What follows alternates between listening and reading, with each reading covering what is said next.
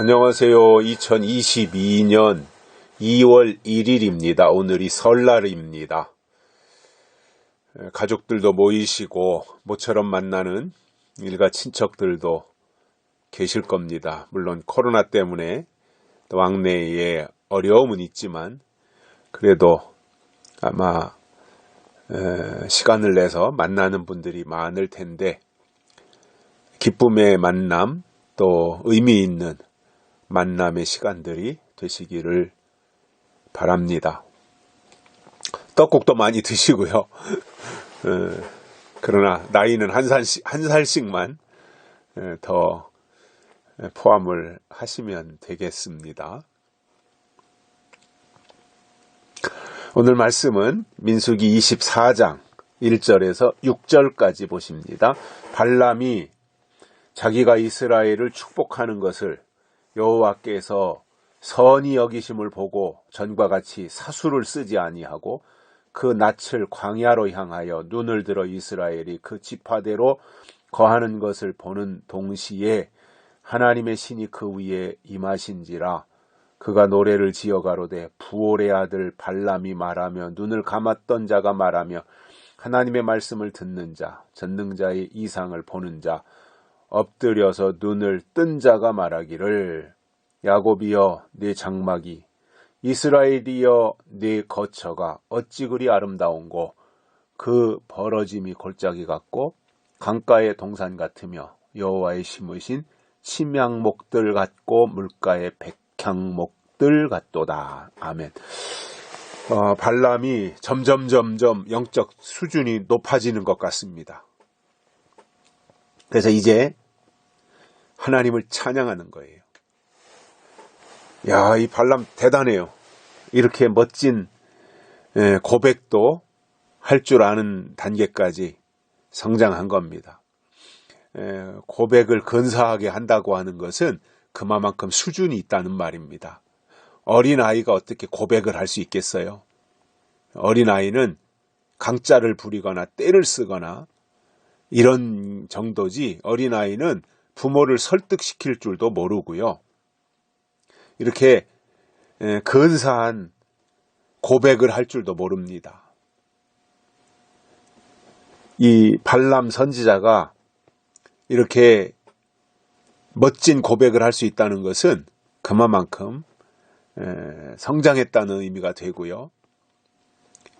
시작은 발락과 함께 이스라엘을 저주하는 일을 도모했었겠지만 출발은 그러나 오는 과정에서 하나님을 만나고 하나님의 음성을 듣고 나서 발람이 자기 자리를 제대로 찾은 거지요. 그래서 24장에서는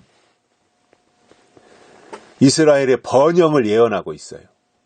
이스라엘의 축복을 말하고 있어요. 이렇게 발람이 변화된 겁니다. 그리고 발람이 깨달은 것이 있어요. 아, 내가 이스라엘을 축복하는 것을 하나님이 보시고는 선히 여기시는구나.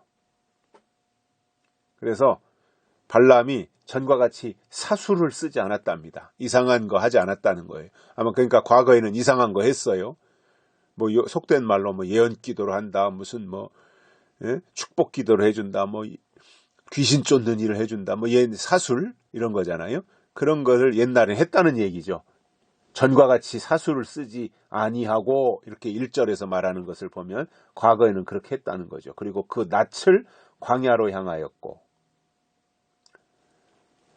그리고 눈을 들어서 이스라엘 백성들이 그 지파대로 다 그렇게 12지파가 각 방향들로 동서남북 4방향에 한 방향에 세 지파씩 4개 방향에 12지파가 있는 것을 다 이제 살펴보는 동시에 하나님의 신이 그 위에 임하게 되는 체험을 했던 겁니다.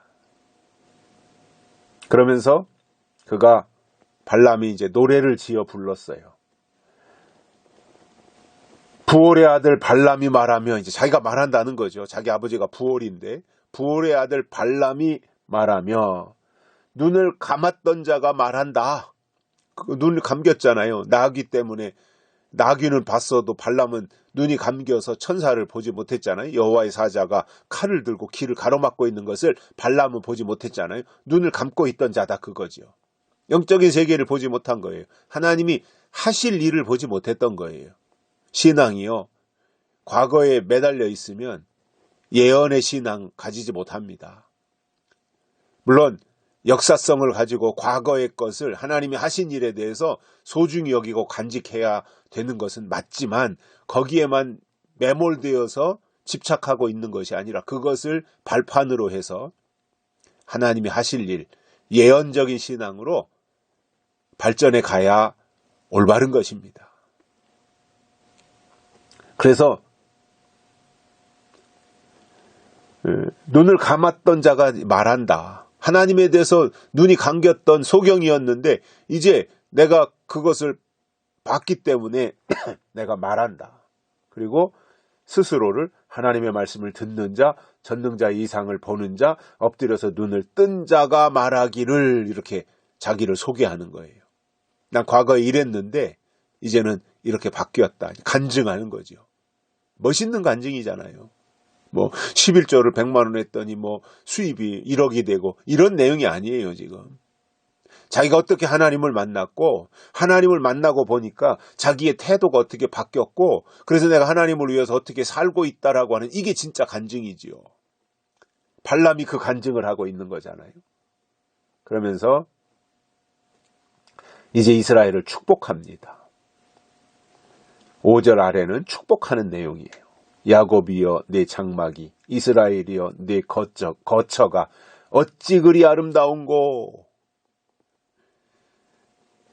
발람의 눈에 비친, 영의 눈을 뜨고 발람이 바라본 이스라엘의 장막, 이스라엘의 거처, 이스라엘의 진영은 너무너무 아름다웠던 거예요. 그래서 땅의 것을 바라보던 사람이 하늘의 것을 바라보는 것이 이제 눈이 바뀌고 안목이 바뀌는 거지 않습니까? 그렇게 되면요, 그동안 보지 못했던 것들을 보게 되는 거예요. 그러니 그가 새로운 것을 말하게 되어 있어요.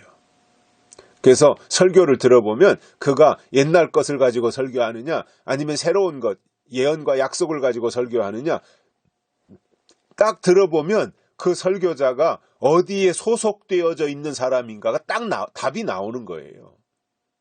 이거는 말은요, 그 사람의 소속이기 때문에 말은 숨길 수 없어요. 우리가 이 세상 이치도 보면은 좌파는 좌파적 성향의 말을 해요. 주사파는 김일성이를 말하고 공산주의를 말하고 사회주의를 말하고 어떻게 하든지 북한한테 아부하려고 하는 말을 하는 거예요. 주사파들은. 보수는 보수적 가치를 말하게 되어 있어요. 그래서 그가 말하는 것을 들어보면 그가 어떤 사람인가 알 수 있는 거예요. 신앙도 똑같아요. 구약에 속한 신앙, 율법적인 신앙을 가지고 있는지, 아니면 신약에 속한 은혜적인 신앙을 가지고 있는지, 아니면 계시록에 속한 약속의 신앙을 가지고 있는지, 그가 하는 기도나 그가 하는 설교나 그가 하는 말이나 이런 것을 들어보면 답은 나오게 되어 있습니다. 그리고 그것은 정확한 겁니다. 물론 가식적으로 숨기고 할 경우에는 처음에는 속을 수 있지만 결국은 그의 입에서 자기 소속을 말하게 되어 있어요. 그래서 우리가 설교를 들을 때도요, 저 설교자가 어떤 사람이냐, 어떤 설교를 하느냐, 그 내용을 딱 몇 번만 들어보면, 저 사람은 구약에 속한 율법적 설교를 하는구나, 저 사람은 신약에 속한 복음적 설교, 십자가 설교를 하는구나, 저 사람은 복음을 근거로 해서 재림신앙을 성경적으로 증거하고 있구나, 이런 것은 딱 들어보면 답이 나오게 돼 있습니다. 발람이 자기가 이렇게 변화되었고, 그래서 그의 눈에 비친 이스라엘의 모습이 이렇게 아름답게 보였다는 거지요. 얼마나 아름다웠는지, 그 벌어짐이 골짜기 같고 강가의 동산 같으며 여호와의 심으신 침향목들 같고 물가의 백향목들 같도다. 이스라엘이 이렇다는 거, 이렇게 보인 거예요. 발람의 눈에 이스라엘이 이렇게 아름답게 보인 거예요. 그러니 언어도 바뀌지만 바라보는 눈, 시야도 바뀌는 거예요. 이게 변화된 하나님의 사람, 하나님을 만난 하나님의 사람의 모습이더라는 말입니다. 여기까지 하겠습니다. 감사합니다.